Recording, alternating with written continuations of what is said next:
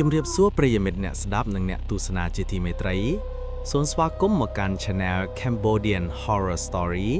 ទីកន្លែងដែលនាំលោកអ្នកទៅកកាយរឿងរ៉ាវព្រេងនិទានអត្ថកំបាំងនិងអភិយជំនឿខ្មែរពិតៗដែលធ្វើឲ្យលោកអ្នកព្រឺសម្បល់គ្រប់វិនាទីចាស់ពីបុរាណតែងតែមានជំនឿមួយថាការថតរូបនៅពេលយប់ឬការថតរូបមនុស្សដែលកំពុងឈឺធ្ងន់អាចជាការឆក់យកព្រលឹងរបស់ពួកគេចូលទៅកាន់កាមេរ៉ាប៉ុន្តែតើលោកអ្នកធ្លាប់ស្រមៃទេថាចុះប្រសិនបើមានកាមេរ៉ាបុរាណមួយគ្រឿងដែលអ្នកណាត្រូវបានវាថតជាប់ហើយ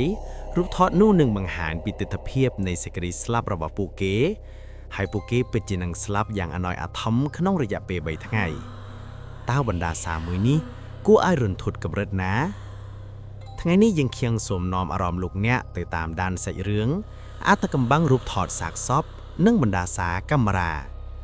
សូមលោកអ្នកសម្រួលអារម្មណ៍បិទភ្លើងហើយចូលរួមស្ដាប់រឿងនិទានដ៏ព្រឺព្រួចនេះដូចតទៅសាច់រឿងនេះបានកើតឡើងទៅលើនាយវិបុលដែលជាអ្នកថតរូបវ័យក្មេងម្នាក់និងចូលចិត្តសន្សំកាមេរ៉ាបុរាណចាស់ៗថ្ងៃមួយ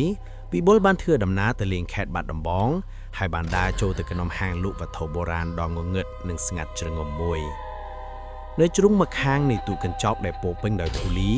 វិបុលបានប្រទះឃើញកាមេរ៉ាបុរាណពណ៌ខ្មៅមួយគ្រឿងដែលមានសភាពចាស់ខ្លាំងម្ចាស់ហាងជាបុរសចំណាក់ម្នាក់បានព្រមានវិបុលដោយទឹកមុខភ័យខ្លាចថាកាមេរ៉ានេះជារបស់គ្រូអាគមម្នាក់កាលពីសម័យមុននិងវាត្រូវបានគេយកទៅថតតែស័ក្តិសមប៉ុណ្ណោះមុនពេលគេយកសពទៅកប់ទោះជាមានការព្រមានយ៉ាងណាក៏ដោយក៏វិបុលមិនជឿរឿងអពយជំនឿឡើយគេបានទិញកាមេរ៉ានោះយកមកពិតាក់នៅភ្នំពេញដោយក្តីរំភើបត្រឡប់មកដល់ផ្ទះវិបុលបានសាក់លបងយកកាមេរ៉ានោះទៅថតមិត្តភក្តិជិតស្និទ្ធម្នាក់ឈ្មោះតារាដែលកំពុងអង្គុយលេងនៅសួនច្បារយប់នោះវិបុលបានជួលទៅក្នុងបន្ទប់ងងឹត Dark Room ដើម្បីលាងសន្លឹករូបថតនោះក្រោមពន្លឺភ្លើងពណ៌ក្រហមរូបភាពរបស់តារាបានផុសឡើងបន្តិចម្ដងនៅលើក្រដាសប៉ុន្តែពេលរូបភាពលេចចេញច្បាស់វិបុលស្ទើរតែកាំងបេះដូងនៅក្នុងរូបថតនោះតារាមិនមែនកំពុងញញឹមទេតែភ្នែករបស់គេបើកធ្លុងឡើងលើមុខស្លេកស្លាំងអ្វីដែលគួរឲ្យរន្ធត់បំផុតនោះគឺនៅពីក្រោយខ្នងតារាមានស្រមោលខ្មោចមនុស្សស្រីម្នាក់សក់វែងរយីងរយ៉ោងកំពុងយកខ្សែពួរមករឹតកតារាយ៉ាងតឹងវិបុលគិតថាវាប្រហែលជាកំហុសបច្ចេកទេសហ្វីមទើបមិនបានប្រាប់តារាឡើយ3ថ្ងៃក្រោយមក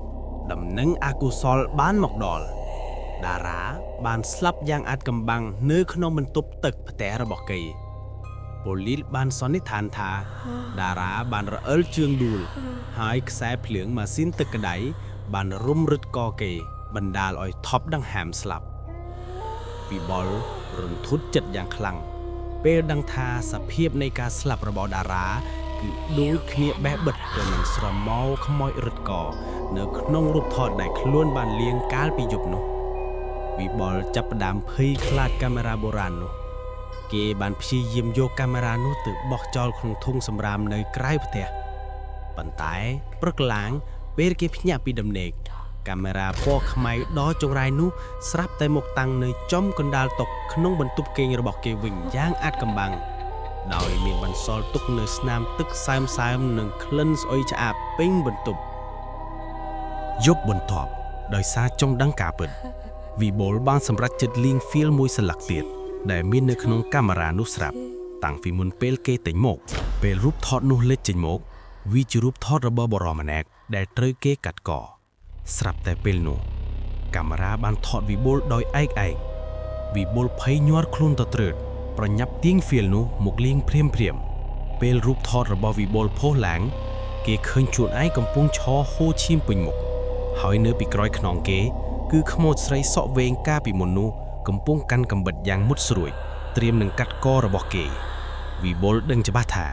គេមានពេលតែ3ថ្ងៃប៉ុណ្ណោះមុនពេលខ្មោចនោះមកទាជីវិតយប់ទី2បន្ទាប់ពីត្រូវកាមេរ៉ាថតជាប់ហេតុការណ៍លងបន្លាចបានចាប់ផ្ដើមយ៉ាងសាហាវម៉ោង12រំលងអធ្រាត្រអំពូលភ្លើងក្នុងបន្ទប់វិបុលចាប់ផ្ដើមលោតភ្លឹបផ្លែត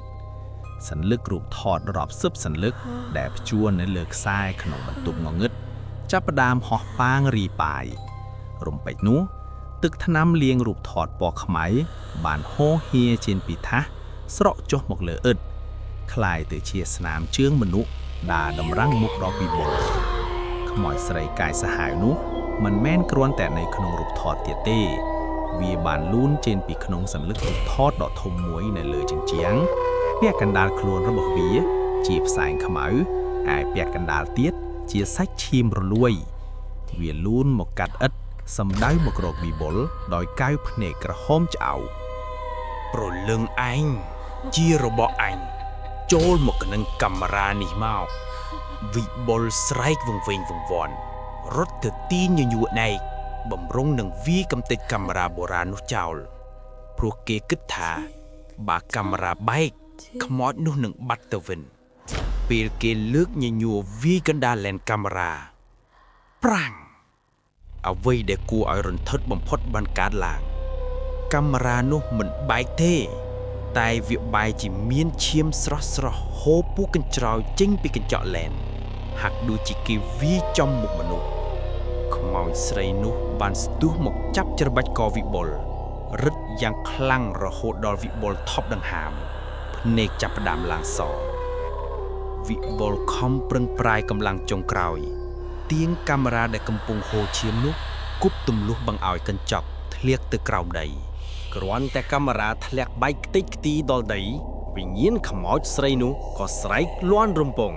រួចប្រែជាផ្សែងខ្មៅរលាយបាត់ទៅវិបុលសន្លប់បាត់ស្មារតីនៅក្នុងបន្ទប់នោះព្រឹកឡើងវិបុលបានប្រញាប់ប្រមូលបំណែកកាមេរ៉ារួមទាំងរូបថតទាំងអស់យកទៅប្រគេនព្រះចៅអធិការវត្ត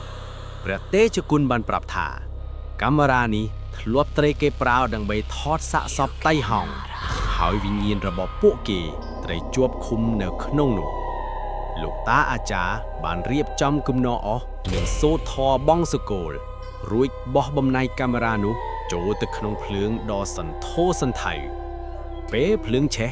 គេឮសំឡេងមនុស្សស្រែកថ្ងោចេញពីក្នុងអណ្ដាតភ្លើងមុនពេលផ្សែងខ្មៅហុយរសាត់បាត់ទៅលើមេឃវិបុលបានរួចផុតពីសេចក្តីស្លាប់កាលពីយប់ទី3នោះយ៉ាងស្ទើរស្ត្រួសហើយចាប់ពីពេលនោះមកគេលែងហ៊ានប៉ះពាល់កាមេរ៉ាបុរាណចាស់ៗដែលមិនស្គាល់ប្រវត្តិរូបច្បាស់លាស់ទៀតឡើយសូមអរគុណប្រិយមិត្តអ្នកស្ដាប់ទាំងអស់ដែលបានចំណាយពេលវេលាដ៏មានតម្លៃតាមដានការនិទានរឿងរបស់ Channel Cambodian Horror Story របស់យើងខ្ញុំរបស់ចាស់ៗតែងតែមានប្រវត្តិនិងម្ចាស់របស់វាសូមប្រុងប្រយ័ត្នជានិច្ច